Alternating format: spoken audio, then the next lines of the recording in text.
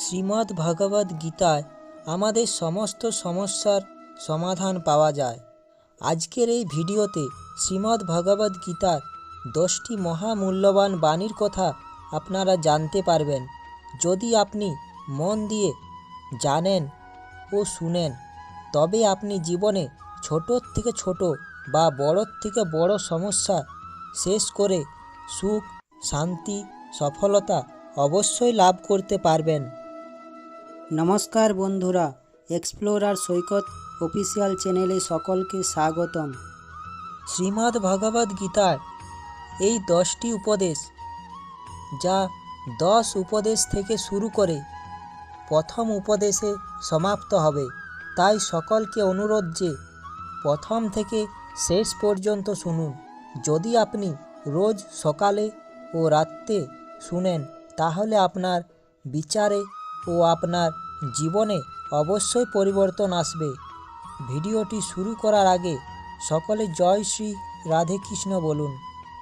শ্রীমদ্ ভগবদ্ গীতায় 10 নম্বর উপদেশটি হল, জীবনে কোনো কিছু প্রাপ্ত করার আগে কর্ম করা জরুরি। বিনা কর্ম বা বিনা সংঘর্ষে আমরা লক্ষ্য লাভ করতে পারবো না। জীবনে নানা ঘটনার সঙ্গে সংঘর্ষ করেই আমাদের ভাগ্য তৈরি হয়। ভগবান শ্রীকৃষ্ণ অর্জুনকে বলেছেন, হে অর্জুন, তোমার নির্দিষ্ট করা কর্মই তোমাকে করা উচিত। নিষ্ক্রিয় থাকার চেয়ে কর্ম করাই শ্রেষ্ঠ। কর্ম ত্যাগ করে তোমার ভরণ পোষণ সম্ভব হবে না। শ্রীকৃষ্ণ বলেছেন, চলো আজ আমরা একটি কাহিনীর মাধ্যমে জানি।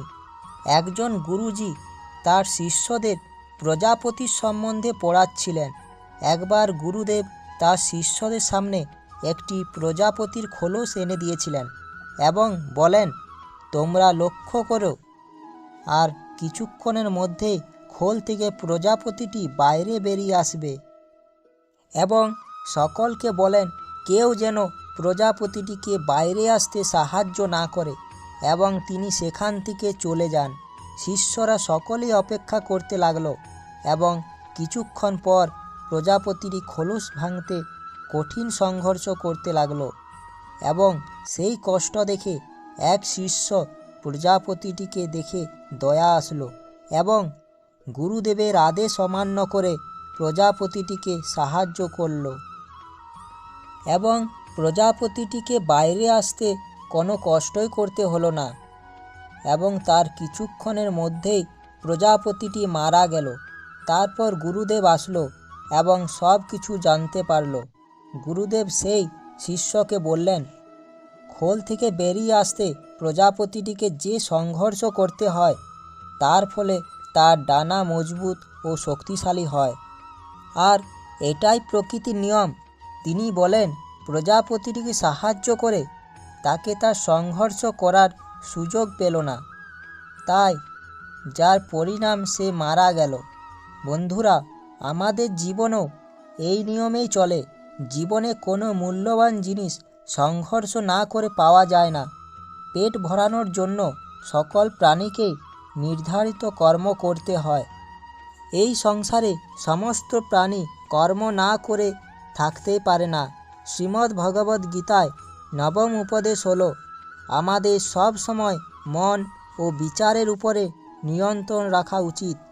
যদি আমরা জীবনে সফল হতে চাই, তবে নিজেকে আশাবাদী হতে হবে আর নিরাশাবাদী বিচার থেকে দূরে থাকতে হবে। শ্রীকৃষ্ণ বলেছেন, যিনি মনের উপরে বিজয় পেয়ে যায়, মন তার বন্ধু হয়ে যায়, কিন্তু যে এরকম করতে অসফল হয়, মন তার শত্রুর মতো ব্যবহার করে। শ্রীকৃষ্ণ একটি কাহিনীর মাধ্যমে বলেছেন, একটি গ্রামের পাশে একটি গুহা ছিল। সেই গুহাতে একটি ভয়ঙ্কর রাক্ষস বাস করত। ওই রাক্ষসের ভয়ে সমস্ত গ্রামবাসীরা ভীত ছিল। একদিন 16 বছরের বয়সের এক বালক তার দাদার সাথে দেখা করতে আসলো এবং সে যখন রাক্ষসের সম্বন্ধে জানতে পারল, তখন তার দাদাকে বলল, তোমরা ওই রাক্ষসের সাথে যুদ্ধ করো না কেন? তার দাদা রাক্ষসের ভয়ে খুব ভীত ছিল। তার দাদা বলল, বালকটিকে বলল, তুমি ওই রাক্ষসটিকে দেখেছ? রাক্ষসটি কত বড়, তাকে মারা যাবে না। এরপর ওই বালকটি জবাব দিয়ে বলল, ওটা কথা নয় যে বড় হওয়ার জন্য তাকে মারা যাবে না। বাস্তবতা হলো, কোনো লক্ষ্য যদি রাখো তাহলে লক্ষ্য ভ্রষ্ট হবে না। তারপর সেই বালকটি রাক্ষসটিকে বধ করল। বন্ধুরা, রাক্ষস একই ছিল, কিন্তু তার সম্পর্কে বালকটির ভাবনা, নজর আলাদা ছিল। এই রকম যখন আমাদের কোনো সংকট, সমস্যা আসবে, যখন কোনো কঠিন পরিস্থিতির মধ্যে পড়ে যায়, তখন আমাদের মধ্যে নির্ভর করে যে নিজেদের মনকে নিয়ন্ত্রণ করে জয়ী হওয়া যায়, এবং কেউ নিজের মনকে নিয়ন্ত্রণ না করে হার মেনে নেয়। বন্ধুরা, অষ্টম উপদেশে যাওয়ার আগে আপনাদের সকলের কাছে অনুরোধ, ভিডিওটি দেখে আপনি যদি কিছু শিখেছেন তাহলে একটি লাইক করবেন, আর এই চ্যানেলে নতুন হয়ে থাকলে চ্যানেলটা সাবস্ক্রাইব করে বেল আইকনটি ক্লিক করতে ভুলবেন না। শ্রীমদ্ ভগবদ্ গীতার অষ্টম উপদেশ হলো, এই সংসারে যে কোনো প্রাণী কর্মের ফল থেকে বাঁচতে পারে না। আমরা যদি কোনো কর্ম করি তার ফল অবশ্যই ভুগতে হয়। যদি আমরা ভালো কর্ম করি তাহলে ভালো কর্ম আমাদের যে কোনো খারাপ সময়ের হাত থেকে বাঁচিয়ে নেবে। আর যদি আমরা খারাপ কর্ম করি, পাপ করি, তাহলে ওর সাজা নিশ্চয়ই দেবে। মানুষ যতই লুকিয়ে কর্ম করে, চালাকি করে কর্ম করে, কিন্তু ঈশ্বর সবাইকার কর্মের প্রতি নজর রেখেছেন। শ্রীকৃষ্ণ বলেছেন যে না তো কেউ কর্মবিমুখ থেকে কর্মফল থেকে বাঁচতে পারে, না তো কেউ সন্ন্যাস নিয়ে সিদ্ধাবস্থা পেতে পারে। একটি কাহিনীর মাধ্যমে তিনি বলেছেন, এক গ্রামে দুই বন্ধু ছিল। ওই দুজনে বলল যে এই গ্রামে তারা আর টাকা রোজগার করতে পারছে না, তাই তারা দুজনে শহরে কাজ করতে চলে গেল। কিছু বছর তারা শহরে থেকে অনেক টাকা রোজগার করে। এরপর তারা ভাবে ও বলে, এবার আমাদের গ্রামে ফিরে যেতে হবে, আমরা অনেক টাকা রোজগার করে নিয়েছি। সেই সময় যাতায়াতের কোনো সুবিধা ছিল না, তারা গরুর গাড়ি করেই যাচ্ছিল। যেতে যেতে রাস্তাতে রাত হয়ে গেল। তারা বলল, আজ রাতে রাস্তাতেই থাকবে। এক বন্ধু বলল, আমি এখানে থেকে টাকা রক্ষা করছি, তুমি বাজার থেকে কিছু খাবার নিয়ে এসো। যেই তার বন্ধু বাজারে গেল, তার মনে পাপ এলো ও সে ভাবল, এত টাকা রোজগার করেছি, যদি ওকে এখানেই মেরে ফেলি তবে সব টাকা আমার হয়ে যাবে, না হলে অর্ধেক টাকা তাকে ভাগ দিতে হবে। সেই পাপ মনে সে তার বন্ধুর খাবারের সাথে বিষ মিশিয়ে তাকে মেরে ফেলল। এরপর সে সব টাকা নিয়ে বাড়ি চলে গেল এবং কিছুদিন পর তার এক পুত্র সন্তান জন্ম নিল। তার পুত্র জন্মের পরেই সে খুব অসুস্থ হয়ে যায় এবং তার সমস্ত টাকা তার পুত্রের চিকিৎসাতেই খরচ হয়ে গেল।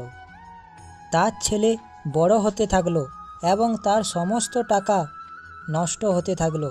একবার সে তার ছেলেকে প্রশ্ন করল যে তোর এত শরীর খারাপ কেন হয়, আমার সব টাকা খরচ হয়ে গেল। তখন সে ছেলে বলল, কে পুত্র, কে পিতা?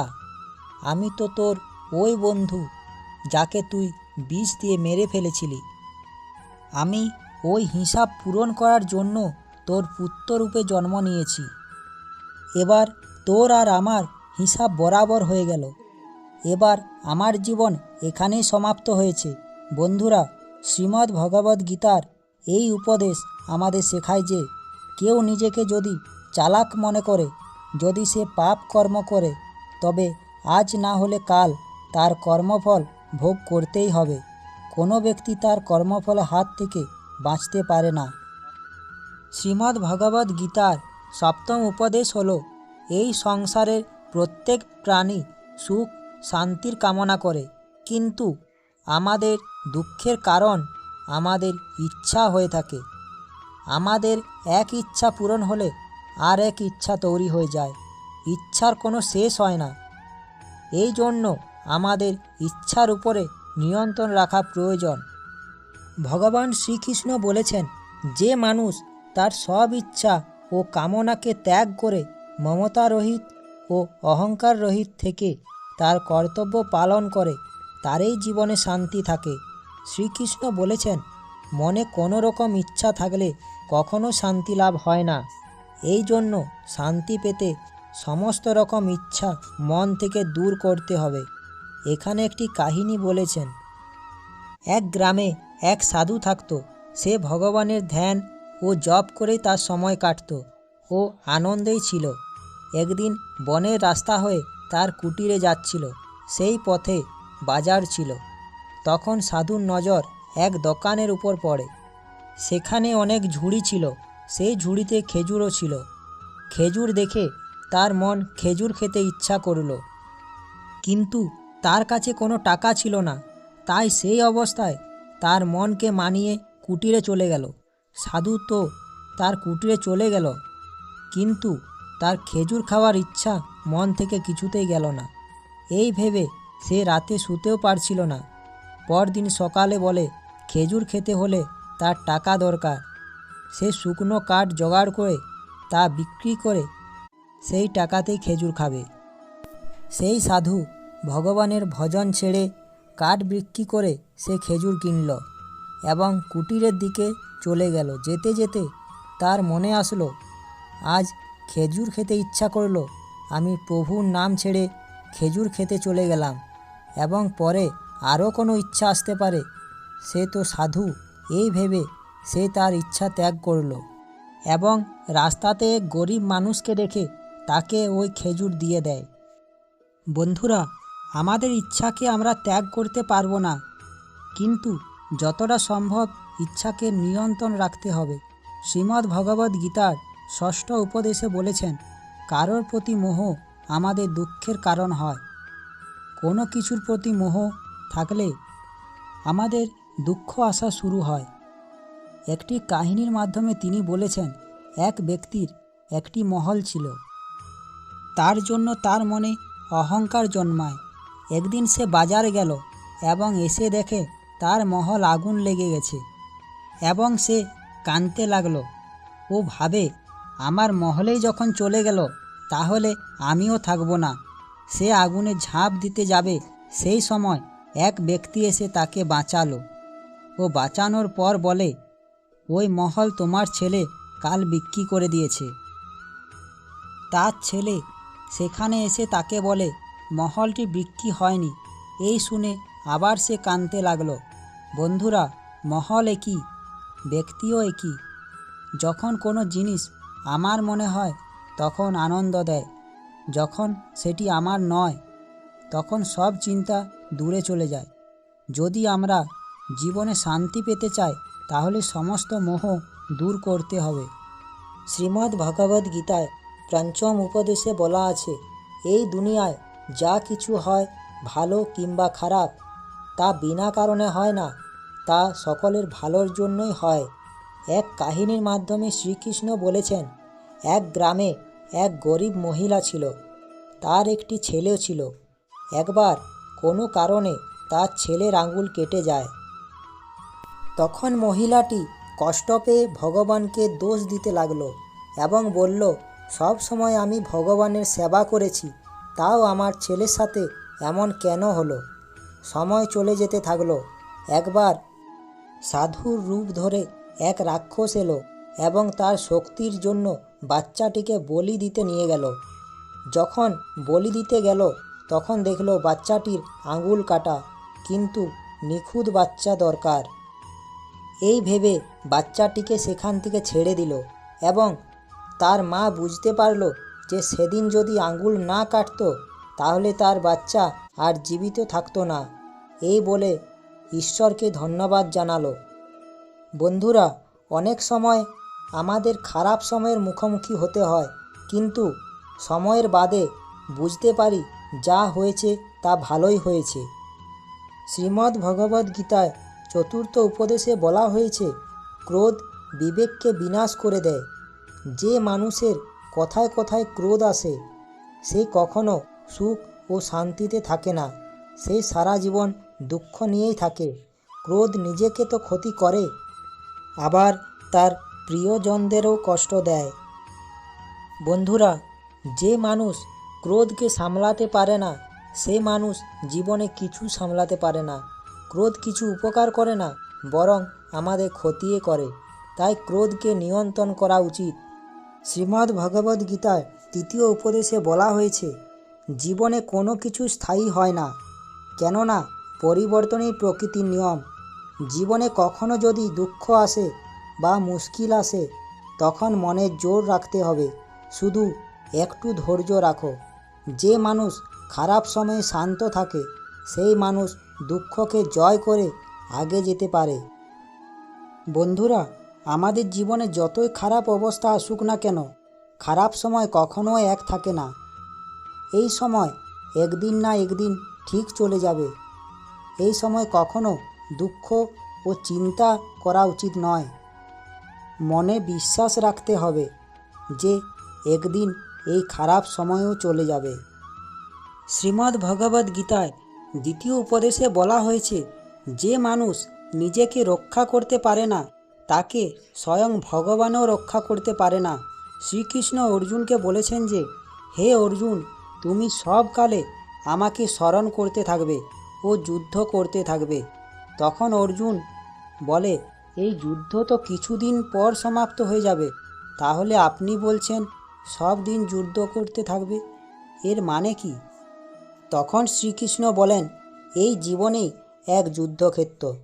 এই জীবনে সুখ দুঃখ আসতেই থাকবে, আর সব সময় যুদ্ধ করতেই হবে। শ্রীকৃষ্ণ আমাদের কখনো বলেননি যে তুমি চুপ করে বসে থাকো আর তোমার জায়গায় আমি লড়াই করব। অনেক গভীর এই গীতার জ্ঞানে। আমাদের জীবনের যুদ্ধ আমাদেরই লড়াই করতে হবে, আর সব সময় ঈশ্বরকে স্মরণ করতে হবে। আর বলতে হবে, হে ঈশ্বর, আমাকে শক্তি দাও, জ্ঞান দাও, বুদ্ধি দাও, সাহস দাও, যাতে আমার জীবনের লড়াই জিততে পারি ও আমি যেন সঠিক পথে চলতে পারি। কিন্তু আপনার লড়াই আপনাকেই লড়তে হবে। যে মানুষ বলে আমি কিছুই করব না, সব ঈশ্বরই করবে, কথায় আছে, অলস মানুষকে দেখে ঈশ্বরও মুখ ফিরিয়ে নেন।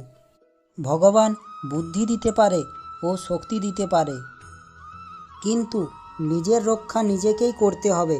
শ্রীমদ্ ভগবদ্ গীতার প্রথম ও মূল্যবান উপদেশে বলা হয়েছে, যার সাথে সত্য ও ঈশ্বরের শক্তি আছে, যে কেউ তার বিরুদ্ধে যাক না কেন, শেষে জিত তারই হয়।